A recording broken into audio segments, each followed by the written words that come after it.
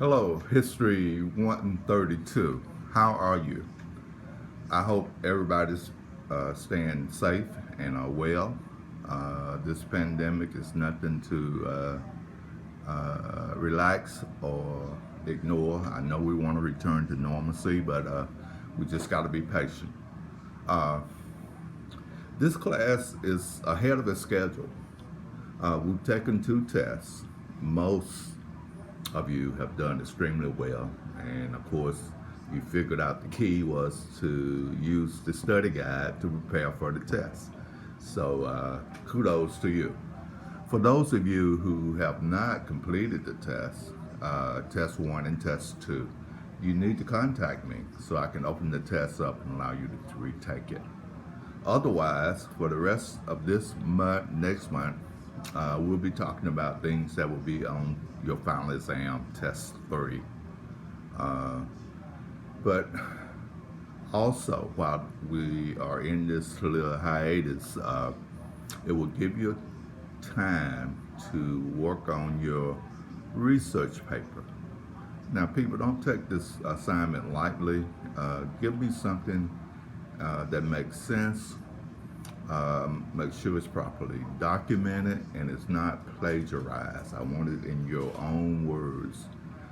It's simple: who, what, when, where, how, and outcome, the intro and outcome. Easy. 5-page research paper and 5 sources.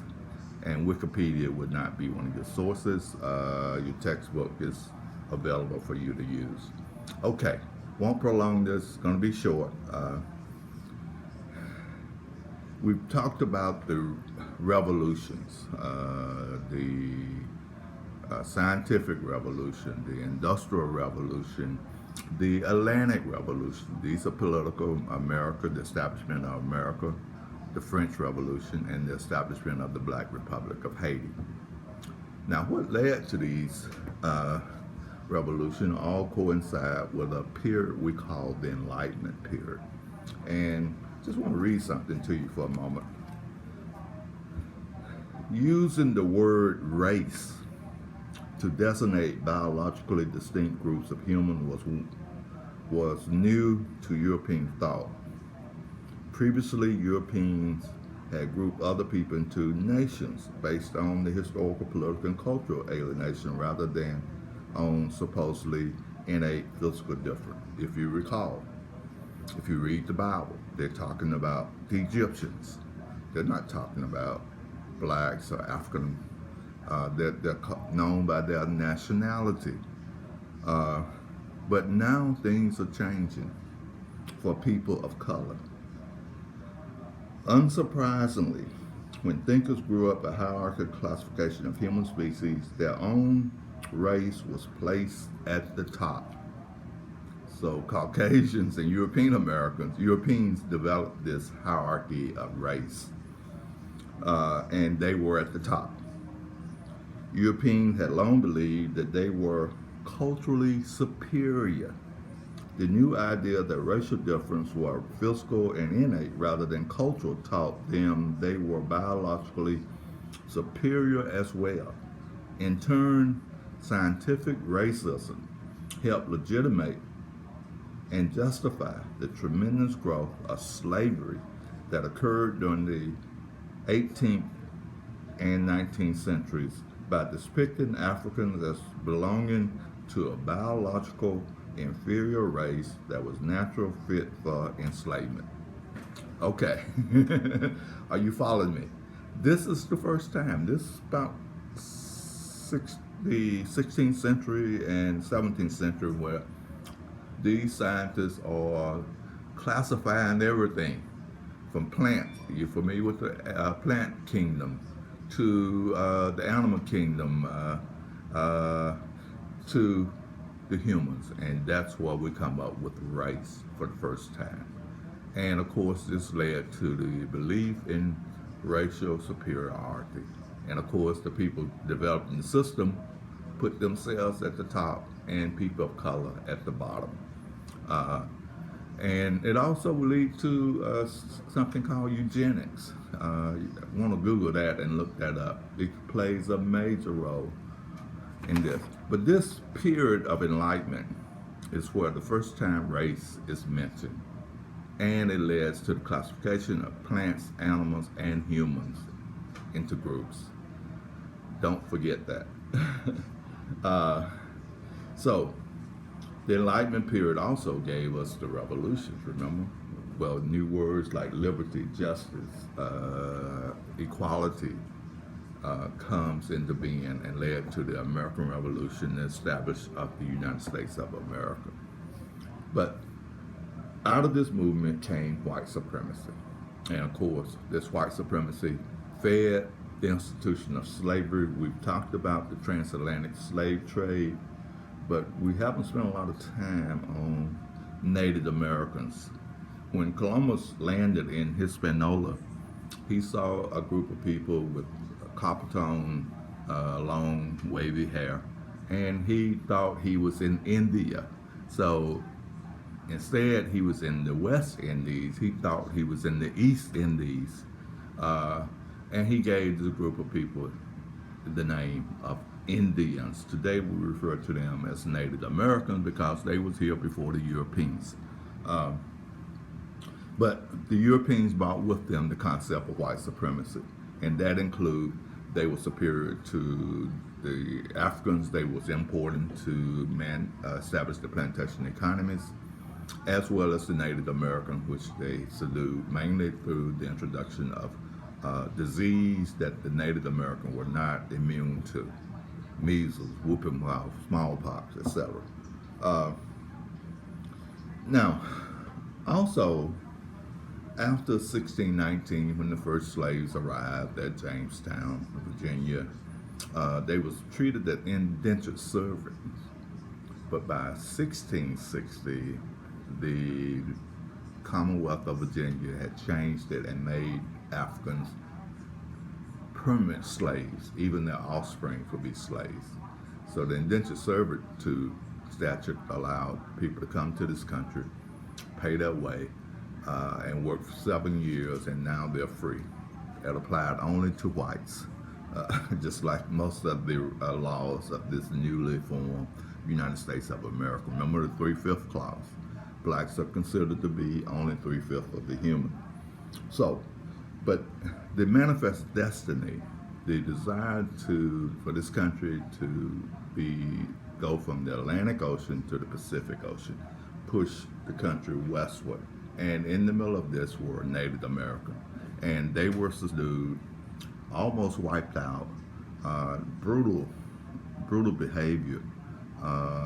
Example would be the Battle of Horseshoe Bend here in Alabama that turned the Tallapoosa River red with blood, with so many Indians killed.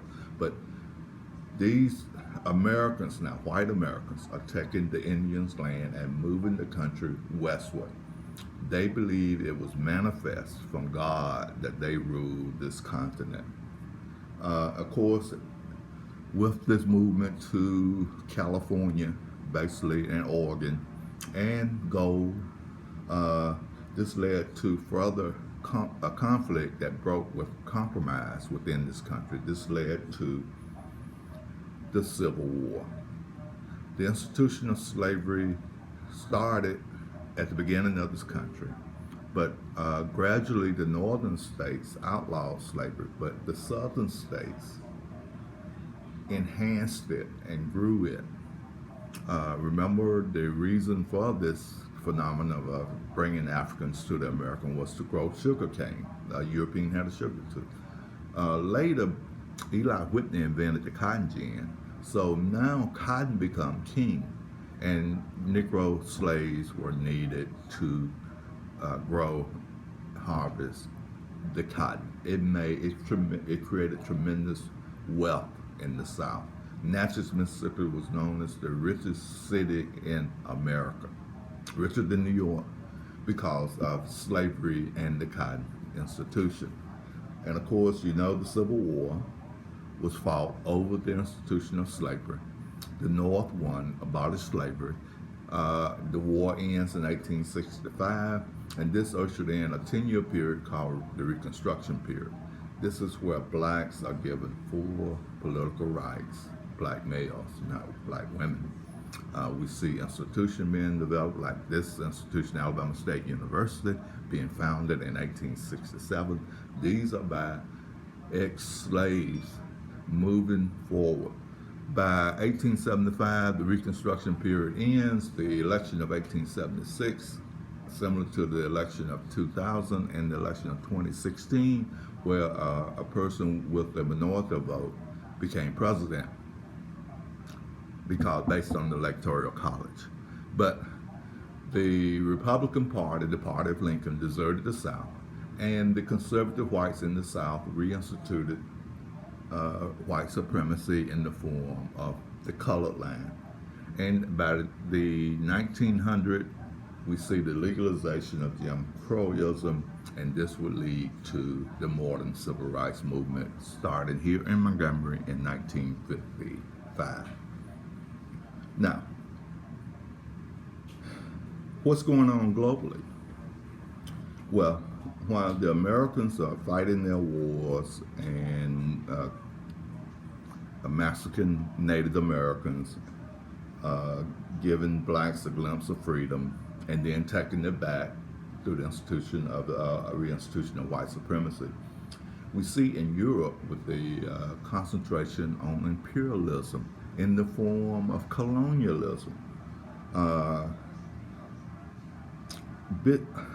Bismarck, the Chancellor of Germany, called a meeting of all of the European powers to the Berlin Conference in 1884. And they announced a scramble for Africa.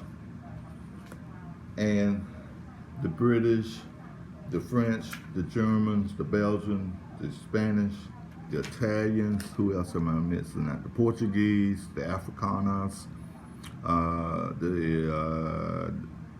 that's about it. All seized colonies on the continent of Africa and Asia. The British was the main beneficiary of this. Egypt, Ethiopia, let's see where else the Sudan, South Africa, Nigeria, the French in Cameroon, Northwest Africa, the Italians in Ethiopia and Libya, the Portuguese in Angola, but basically pillaged and robbed, and the continent had gone through a tremendous human drain through the Muslim trans-Saharan slave trade, later the Atlantic slave trade, which was ended in 1803 by Wilberforce in the British Parliament, but it did not end slavery in America until 1865. In Cuba, I believe it's 1879, Brazil, 1880. So slavery as we know it. But this colonialism is what stands out to me is the Belgian King Leopold. Google that. King Leopold and what he did to the Congolese. He pillaged Africa, diamonds, gold, ivory. He killed millions of Africans to enrich his kingdom in Europe. The Congo genocide is not talked about, but it goes up there. It equates to the Jewish genocide or the Native American genocide, wiping out whole groups of people for the benefit of a group of individuals. And look that up. Now, we're going to end this lecture right here, but next week we will talk about what is happening with these colonies in Europe. They are fighting and arguing, and this will lead to the First World War. And that's what we're going to be talking about next week. World War I, lead up to World War I, the outcome and the consequences that occurs during that time period. But Work on your research paper. I'm going to read it. There's no rubrics attached to it. You submit your paper to me, and I will grade it. And again, read it and make sure you answer the question: who, what, when, where, how, and basically the significance of your paper, what you hope to find and what you did find. Talk to me in written words, okay? Be blessed and stay safe. Caver out.